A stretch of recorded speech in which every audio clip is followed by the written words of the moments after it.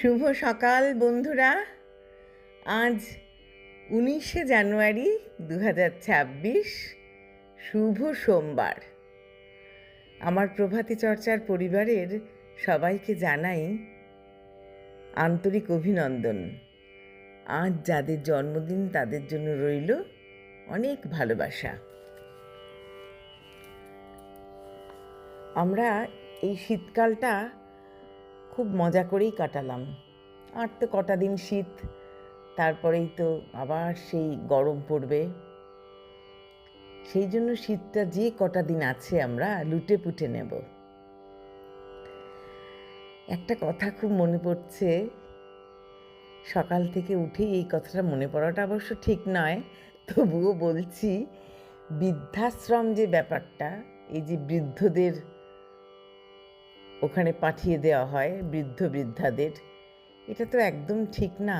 এই যে বয়স হয়ে গেলেই ছেলে মেয়েদের মারা বাবারা ভাবে ঘাড়ে পড়লো, তাই তাদের সুখের শান্তির জন্য বাবা মাদের বৃদ্ধাশ্রমে পাঠিয়ে দেওয়া হয়। অনেক সময় মেয়েরা বলেন যে এই দায়িত্বটা যদি আমাদেরকে দেওয়া হতো তাহলে বোধহয় আমরা খুব ভালো করে এটা মা বাবাকে তো পাঠাতামই না এবং যত্ন করে রাখতাম। আমার ছেলেরা বলবে যে এটা আবার কীরকম কথা, মেয়েরা ভালো করে রাখবে ছেলেরা ভালো করে রাখবে না। আমার তখন মনে হয় ছেলের বউরা যদি খুব ভালো হয় তাহলে কিন্তু শ্বশুর শাশুড়িকে খুব ভালো করে আদর যত্ন করে রাখলে আর বৃদ্ধাশ্রমে পাঠানোর কোনো দরকার নেই। আমরা সবাই এটা মেনে চলবো, বাবা মাকে শ্রদ্ধা ভক্তি আদর দিয়ে যত্ন করে রাখবো। এইসব বৃদ্ধাশ্রমগুলোকে আর বেশি বাড়তে দেওয়া যায় না। এগুলো বড্ড বেশি যেন অনেক বৃদ্ধাশ্রমে যেন ভরে গেছে চতুর্দিকে।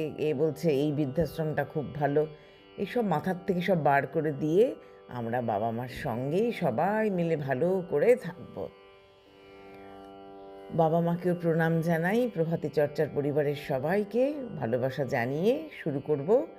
আজ কবিগুরুকে প্রণাম জানিয়ে গীতাঞ্জলির গান এনেছি, মিশ্র খাম্বাজ রাগে, কাহার বা তালে নিবদ্ধ। তুমি কেমন করে গান করো হে গুণী, আমি অবাক হয়ে শুনি, কেবল শুনি। তুমি কেমন করে গান করো হে গুণী, সুরের আলো ভুবন ফেলেছে, সুরের হাওয়া চলে গগন বেয়ে, পাষাণ টুটে ব্যাকুল বেগে বহিয়া যায় সুরের সুরধুনী। তুমি কেমন করে গান করো হে গুণী, মনে করি অমনি সুরে গাই, কণ্ঠে আমার সুর খুঁজে না পাই, কইতে কি চাই কইতে কথা বাঁধে, হার মেনে যে পরাণ আমার কাঁদে,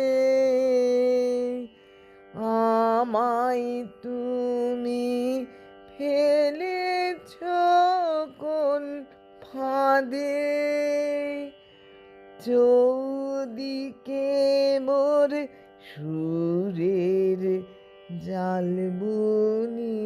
তুমি কেমন করে গান করো